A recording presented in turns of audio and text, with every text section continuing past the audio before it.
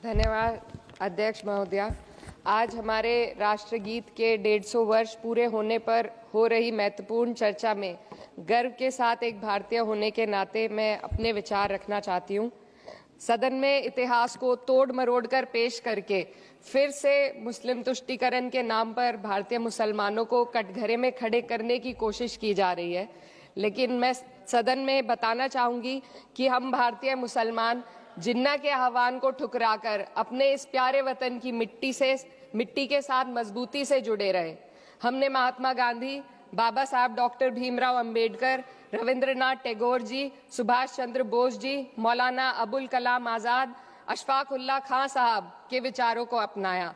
हम भारतीय मुसलमान इंडियंस बाय चॉइस हैं, बाय चांस नहीं। वंदे मातरम के किन छंदों को राष्ट्रगीत के तौर पर अपनाया जाए, यह फैसला सर रविंद्रनाथ टैगोर और सुभाष चंद्र बोस जी जैसे नेताओं के परामर्श के बाद हुआ। क्या अब हम उन महान नायकों की समझ पर प्रश्न चिन्ह उठाएंगे? उन्हें देश को बांटने वाला और तुष्टीकरण करने वाला कहने का पाप करेंगे? उन महान हस्तियों ने वंदे मातरम के उन छंदों को अपनाया जिन्होंने देश के हर वर्ग, हर धर्म के मानने वालों को एक सूत्र में पिरोने का काम किया। और मैं एक घटना आप लोगों के सामने रखना चाहती हूँ।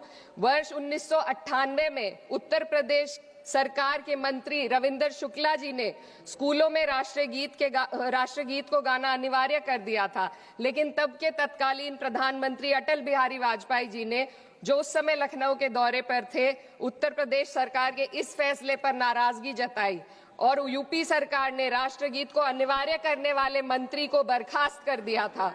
अब मैं सत्ता पक्ष से सवाल करना चाहूंगी।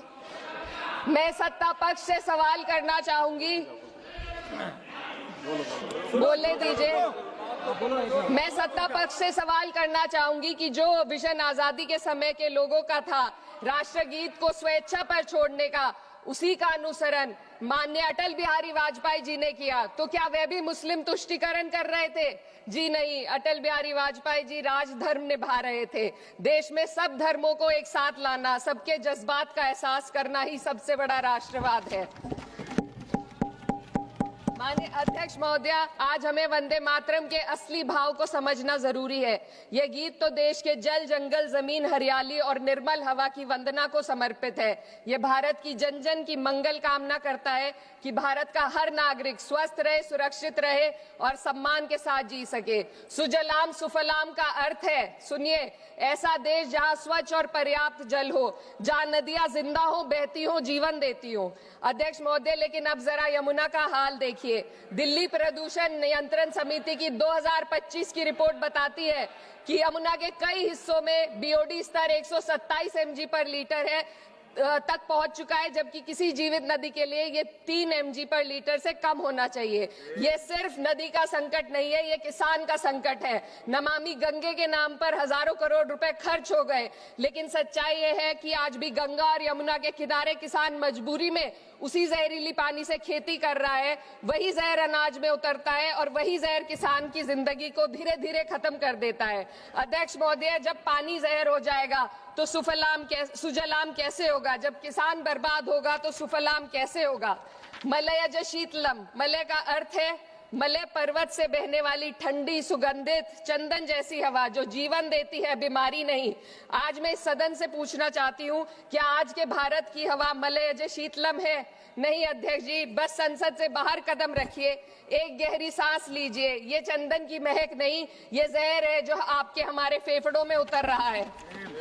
दुनिया के 20 सबसे प्रदूषित शहरों में से 13 भारत में है। दिल्ली की हवा में सांस लेना मानो रोज 20 सिगरेट पीने जैसा हो। भारत हर साल सर्दियों में जहरीली हवा के प्रकोप में घिर जाता है। AQI गंभीर स्तर पर आ जाता है। ठंडी हवा का सपना अब गैस चेंबर की हकीकत बन चुका है। हम वो देश हैं जहां सरकार प्रकृति पर बने गीत का मान मर्दन तो करती है, पर उसी प्रकृति, जंगल, हवा, पेड़ को बचाने वाले कानूनों को धीरे धीरे खुद ही खत्म कर रही है। ये है आज के हमारे मलयज शीतलम की अफसोसजनक सच्चाई। अगर हम हवा को साफ नहीं कर पाए तो न सुजलाम बचेगा न सुफलाम बचेगा। माननीय अध्यक्ष महोदया, सस्य श्यामलम का अर्थ है ऐसा देश जहां उपजाऊ जमीन हो, जहां खेत फसल से भरे हो और किसान कर्ज और निराशा में न डूबा हो। आज किसान सिर्फ मौसम से नहीं लड़ रहा, वह प्रदूषण, नीतियों की बेरुखी और सिस्टम की नाइंसाफी से लड़ रहा है। एक तरफ कॉर्पोरेट के लोन माफ होते हैं, दूसरी तरफ किसान को उसकी वाजिब एमएसपी भी नहीं मिल पाती है। आप ग्लोबल सुपर पावर बनने की बात करते हैं, लेकिन हमारी पर कैपिटा इनकम दुनिया में 136वें नंबर पर है। हम अपने छोटे पड़ोसी देश से भी पीछे हैं। हमारे लोग $2,500 तक भी नहीं कमा पा रहे एक साल में, और जिन अरबपतियों की ये रक्षा करते हैं वो इतना पैसा एक सेकंड में कमा लेते हैं। आज वंदे मातरम को बुनियाद बनाकर राजनीति की जा रही है, लेकिन जमीन पर जंगल पूंजीपतियों को सौंपी जा रही है, आदिवासियों को उनके घरों से उजाड़ा जा रहा है।